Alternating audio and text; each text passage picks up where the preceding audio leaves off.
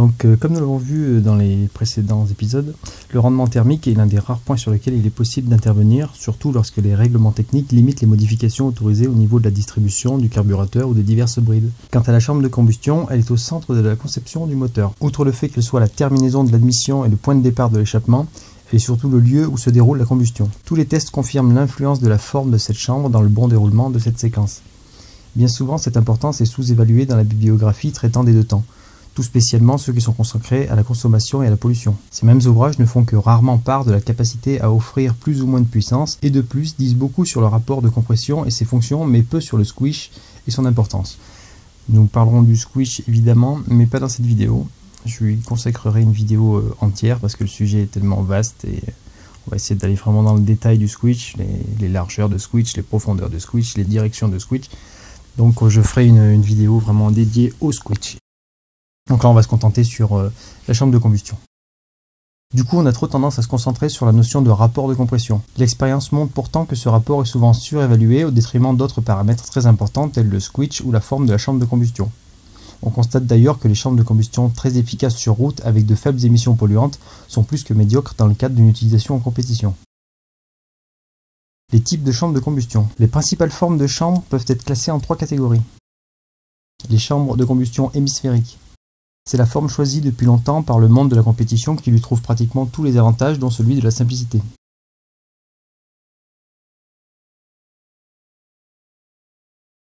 Les chambres de combustion tronconiques. Parce qu'elles provoquent une variation de pression trop importante doublée d'une transition trop rapide aussi bien en phase de compression que de détente, cette forme a rapidement été délaissée par les bureaux d'études. On ne la rencontre plus guère aujourd'hui malgré l'avantage théorique d'une meilleure maîtrise de l'orientation des ondes de pression.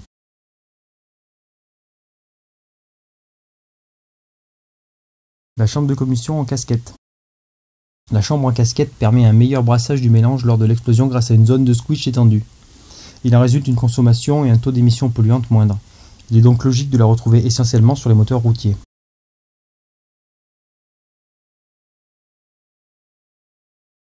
La forme idéale de la chambre de combustion. Alors vaste sujet, quelle est la forme idéale d'une chambre de combustion ? Il en ressort que de tous les essais qui ont été faits, testés à travers le monde, en premier lieu, la chambre de combustion doit être compacte et sa surface limitée afin de concentrer le volume au plus près de la bougie. Compte tenu des temps de combustion réduits, on peut penser à tort que la pression s'exerce de façon uniforme dans toutes les directions. C'est passé outre le fait que l'explosion a une composante dynamique de pression prépondérante suivant l'axe du cylindre, sans parler des ondes réfléchies par le ciel de piston. D'ailleurs, bon nombre de motoristes et de préparateurs sous-estiment ce phénomène de réflexion.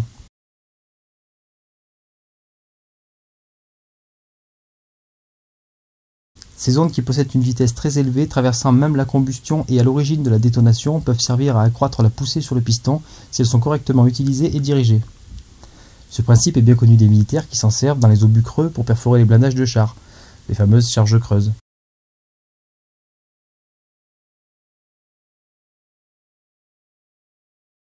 Qui ont largement démontré leur efficacité. Dans ce cas, l'explosion est canalisée par la concavité de l'explosif et par la forme de l'enveloppe. L'inclinaison importante des phases focalise littéralement l'énergie de l'explosion sur un point central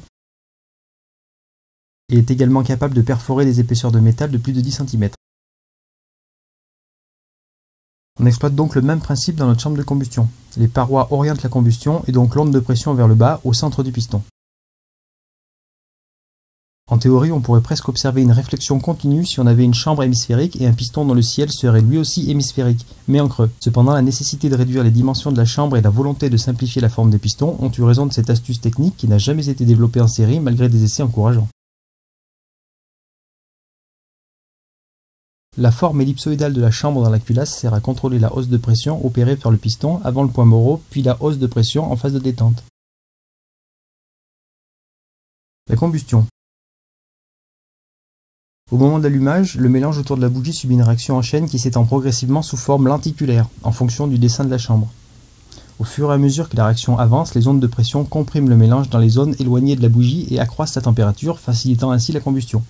La combustion se fait donc par vagues successives, et non instantanément. On a bien affaire à une combustion et non à une explosion. Du coup, plus le mélange est homogène, plus la combustion est rapide et complète. En revanche, s'il existe des zones remplies d'air, d'essence en grosses gouttes ou de poches de gaz brûlées, la réaction accélère ou ralentit sans être optimale. Dans le pire des cas, il y a détonation. L'avance à l'allumage. Dans le cycle théorique du moteur de temps, l'étincelle jaillit au point Moreau car on considère la combustion instantanée. Bien que cette combustion soit rapide, dans la réalité elle s'effectue par couches successives, ce qui demande un certain temps. Si vous faites jaillir l'étincelle au point Moreau, l'inflammation du mélange ne sera complète qu'une fois la descente du piston amorcée. Les gaz se détendront dans un volume plus important. La pression sur le piston sera moins grande, d'où une perte de puissance. Pour obtenir toute la puissance du moteur, il est nécessaire de commencer la combustion avant le point Moreau afin que celle-ci soit totale, le piston au point Moreau. Il est important pour comprendre d'imager visuellement comment se déroule une combustion. En effet, ce déroulement conditionne les hausses de pression en chambre de combustion, donc le rendement thermique, donc la puissance. Si une explosion induit une notion de violence et de rapidité, la combustion est plutôt lente en comparaison des standards d'un explosif qui se joue à quelques millièmes de seconde. La réaction de combustion a lieu entre l'hydrogène et le carbone qui composent le carburant et l'oxygène apporté par la charge d'air frais, le comburant. La combustion débute généralement entre 10 et 30 degrés avant le point Moreau, en fonction du type de moteur et de la vitesse de rotation. À bas régime, l'avance requise est faible puisque l'efficacité est suffisante. Mais au fur et à mesure que le régime augmente, le temps alloué à la combustion diminue à haut régime, l'avance doit donc être plus importante puisque la combustion se déroule toujours autour du point Moreau et dans un volume constant mais avec un temps réduit. Les turbulences dans les conduits, le ramjet, la résonance, sans oublier les variations de charge générées par les mouvements du boisseau du carburateur, obligent à un ajustement continuel de l'avance à l'allumage. Grâce à leur puissance de calcul et à l'analyse de nombreux paramètres, les boîtiers électroniques modernes sont capables de gérer l'allumage en temps réel. L'avance varie donc continuellement afin d'optimiser la consommation ou la puissance suivant le type d'utilisation. Plus la chambre de combustion est compacte, plus l'avance à l'allumage est faible. A l'inverse, plus la chambre de combustion est vaste et plus l'avance doit être importante. Le risque de détonation secondaire est également un facteur important. Dans le cas de moteurs très évolués sur lesquels la chambre de combustion est fortement optimisée, l'avance peut être très réduite. Parfois même, c'est le cas pour les kartings, ces moteurs peuvent fonctionner avec une avance fixe puisque la chambre de combustion a été conçue dans ce but. La valeur de l'avance. La valeur de l'avance à l'allumage dépend du régime de rotation et du coefficient de remplissage du moteur. En théorie, plus le régime de rotation est élevé, plus l'avance doit être augmentée. La vitesse linéaire du piston s'accentuant, la combustion a moins de temps pour s'effectuer. On la commence donc plus tôt. En pratique, sur le deux temps, il est tout autrement. À bas régime, le moteur remplit moins bien. Les gaz étant peu comprimés, la combustion se fait mal, d'où la nécessité d'avoir une avance importante.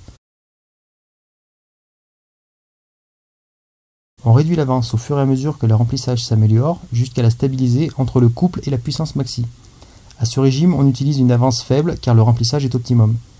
Les gaz étant fortement comprimés, la combustion s'effectue plus rapidement. Passé la puissance maxi, on réduira encore l'avance qui ne sera plus que de quelques dixièmes de millimètre. Ainsi, le moteur prendra davantage de tours. Tout ceci explique la nécessité de l'avance variable. La détonation.